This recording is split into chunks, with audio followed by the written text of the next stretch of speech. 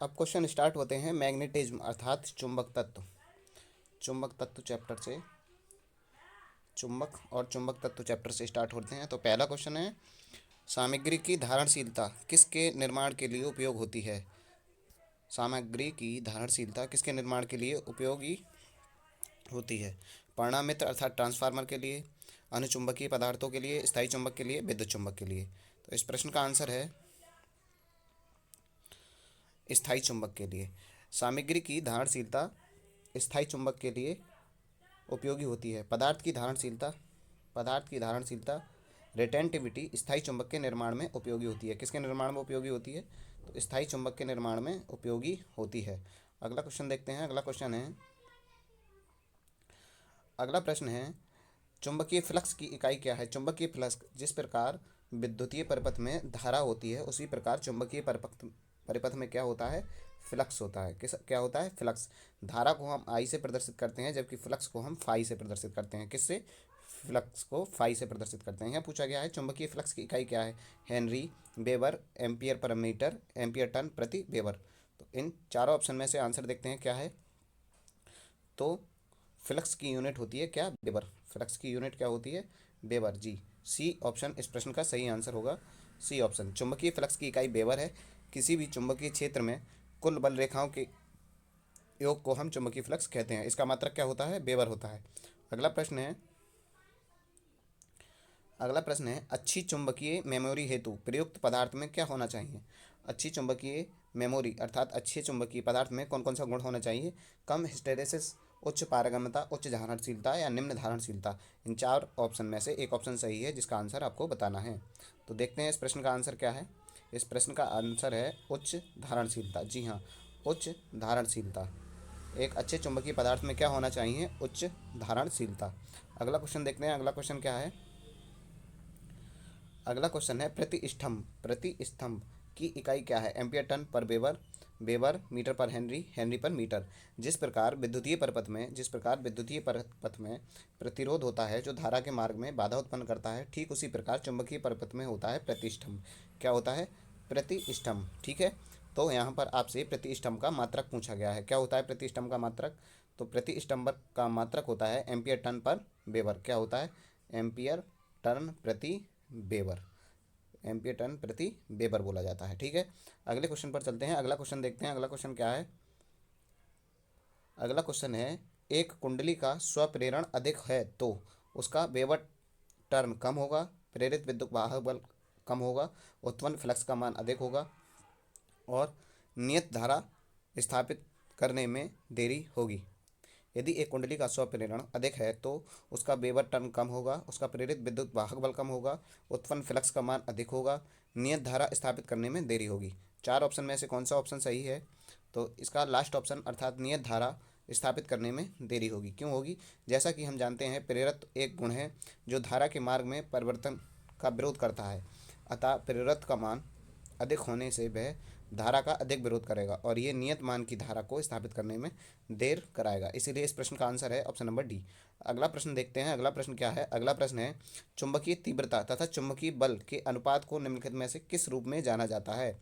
दोबारा पढ़ते हैं क्वेश्चन को। चुंबकीय तीव्रता एवं चुंबकीय बल के अनुपात को निम्नलिखित रूप में जाना जाता है। किस रूप में जाना जाता है? फ्लक्स घनत्व, ससेप्टेबिलिटी, अपेक्षित पारगम्यता, इनमें से कोई नहीं।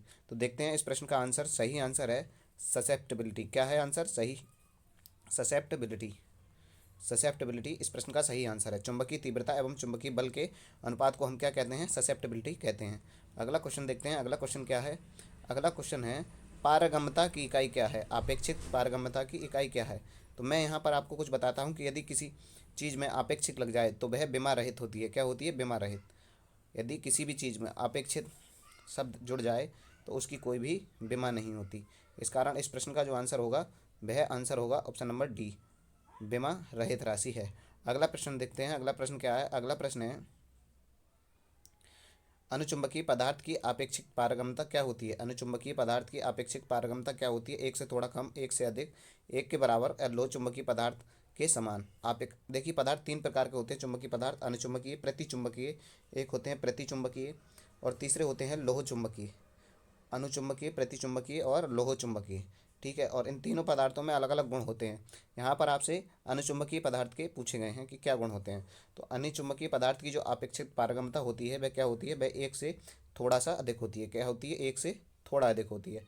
जबकि लोह चुंबकीय पदार्थों की एक से बहुत अधिक होती है और प्रतिचुंबकीय पदार्थों की एक से कम होती है। बाएं हाथ के नियम में तर्जनी उंगली हमेशा क्या बताती है, यहाँ पर मैं आपको कुछ ड्रा करके बता देता हूँ। बाएं हाथ के नियम के जो होता है, आपने फ्लेमिंग के नियम सुने होंगे, तो फ्लेमिंग के नियम में क्या होता है, यदि हम अपने हाथ के अंगूठे और दोनों उंगलियों को एक दूसरे को 90 डिग्री पर कर दें, ये आप हाथ मान लीजिएगा, मेरी ड्राइंग इतनी अच्छी नहीं है, तो कहते हैं तर्जनी, अर्थात बीच की उंगली जो है वो क्या बताती है, बीच की उंगली तर्जनी इसको बोलते हैं, जबकि इसको मध्यमा बोलते हैं।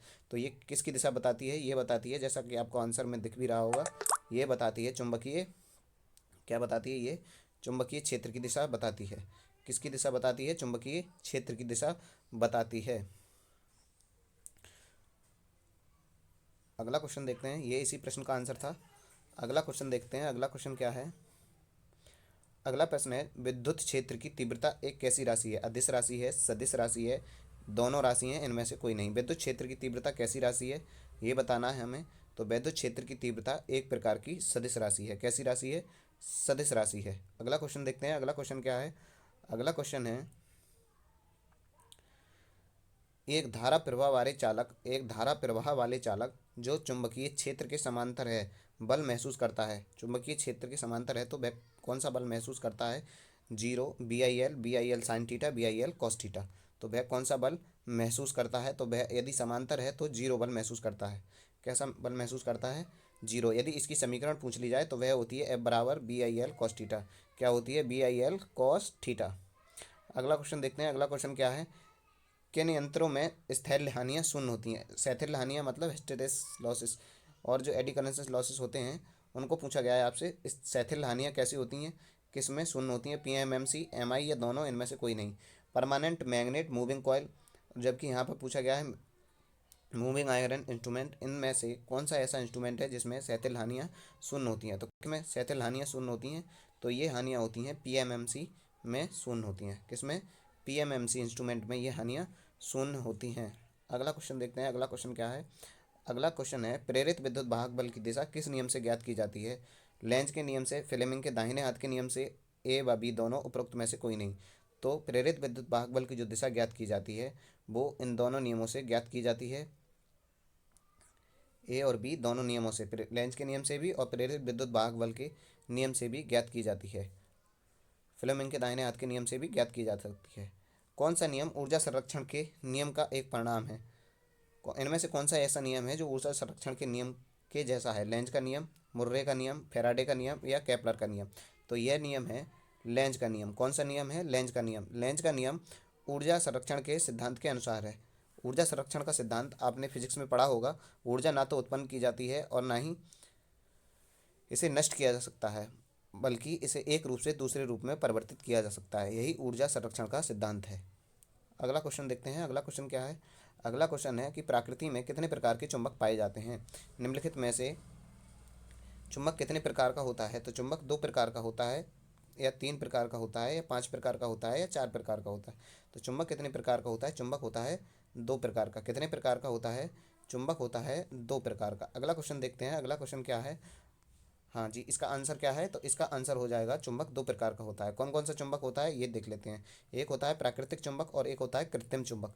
प्राकृतिक चुंबक क्या होता है, ये खनिज पदार्थ होते हैं जो पृथ्वी से कच्ची धातु के रूप में मिलते हैं। जबकि कृत्रिम चुंबक क्या होते हैं, जो हमें पृथ्वी से मिलते हैं, उनमें हम मॉडिफाई अर्थात कुछ परिवर्तन करने के उपरांत उनको बनाते हैं। ये कृत्रिम चुंबक कहलाते हैं। अगला प्रश्न देखते हैं, अगला प्रश्न क्या है। अगला प्रश्न है, गैंग संधारित्र के स्थिर भाग में निम्नलिखित में से किस नाम से जाना जाता है। गैंग संधारित्र एक संधारित्र होता है, उसका एक स्थिर भाग है जो जिसको हम किस नाम से जानते हैं, स्टेटर, ट्रिमर, रोटर या पैडर, किस नाम से जानते हैं। तो इसको हम किस नाम से जानते हैं, इसको किस नाम से जानते हैं, इसको जानते हैं हम स्टेटर के नाम से। किस नाम से जानते हैं, स्टेटर के नाम से जानते हैं। अगला प्रश्न देखते हैं, अगला प्रश्न क्या है। अगला प्रश्न है, विद्युत वाहक बल की दिशा पता करने के लिए निम्नलिखित में से कौन सा प्रयुक्त होता है। कॉर्क स्क्रू नियम, एंड रूल, फ्लेमिंग के दाएं हाथ का नियम या हेलिक्स का नियम।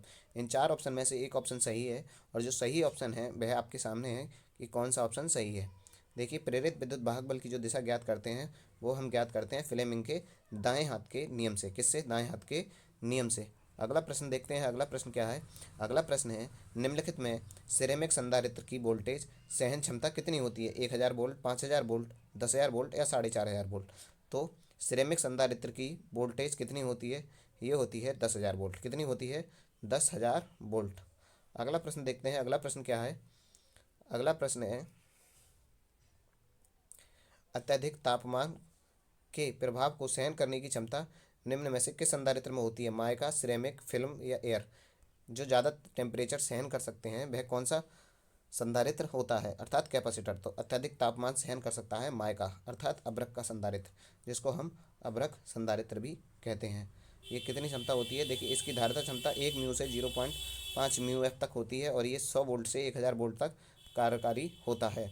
अगला प्रश्न देखते हैं। अगला प्रश्न क्या है?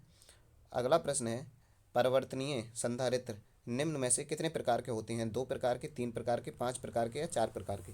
परिवर्तनीय संधारित्र जो होते हैं वह कितने प्रकार के होते हैं? ये इस प्रश्न में आपसे पूछा गया है। परिवर्तनीय संधारित्र कितने प्रकार के होते हैं? तो ये 3 प्रकार के होते हैं। कितने प्रकार के होते हैं? 3 प्रकार के। अगला क्वेश्चन देखते हैं। अगला क्वेश्चन क्या है? अगला क्वेश्चन है, निम्नलिखित में से किस प्रकार के संधारित्र में स्थिर एवं परिवर्तनशील दोनों प्रकार के गुण होते हैं? गैंग संधारित्र, ट्रिमर संधारित्र, गैंग संधारित्र, ट्रिमर संधारित्र। एक मिनट।